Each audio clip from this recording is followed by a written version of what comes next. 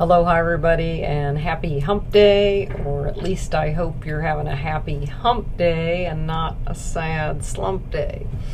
But if you are in a slump day, that's okay too, because we all have them, and that's actually what I'm here to talk to you about today.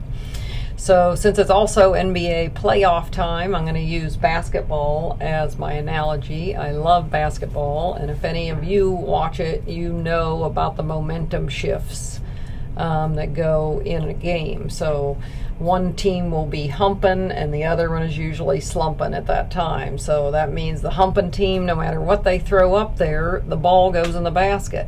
And the slumping team, no matter how hard they try, they can't make a basket to save their life. So how do they survive the slump in order to get back to the hump and win the game? Well, if you ask any successful player or coach, they will tell you defense wins championships. You have to have a good defensive plan and be able to ramp that up in order to survive a slump and get to the hump and win the game. So we also need a good defensive plan so that we can lessen the frequency of these slumps, and when we have them, get through them as quickly as possible. So the first thing I'm going to mention is sleep. So I believe lack of sleep is what put me into my slump this last time. So I went 8 days in a row getting to bed 2 hours past my normal bedtime. And studies show you really need to get to bed at the same time every night for our body to get enough rest. So I did that on day 6 of doing that. It was my birthday on Sunday, and I was really starting to hit the downhill on the slump. And then Monday and Tuesday, I was fully in slump mode. Last night I got to bed early, and I feel great today, thankfully. So number one is sleep. And why? Because when we're tired, we are lazy in our focus. And when we get lazy in our focus and we don't have the energy to be in the present moment, guess what takes over? This default mode network. And since that is comprised almost entirely of judgments, when you're not thinking on purpose and this thing kicks in, it starts with all the fears, doubts, anxiety, irritation, and then depression. So we need to get proper sleep to be able to focus in the present moment.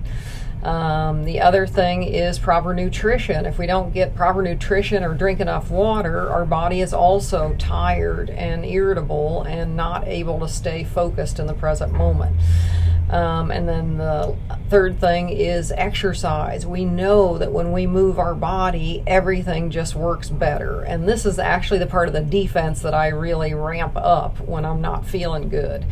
Because that's what I can do. I know that I can always just go take an extra long walk, even though I might not feel like it. I know it's going to do me so much good. And I know I'll be in a grateful state when I'm done.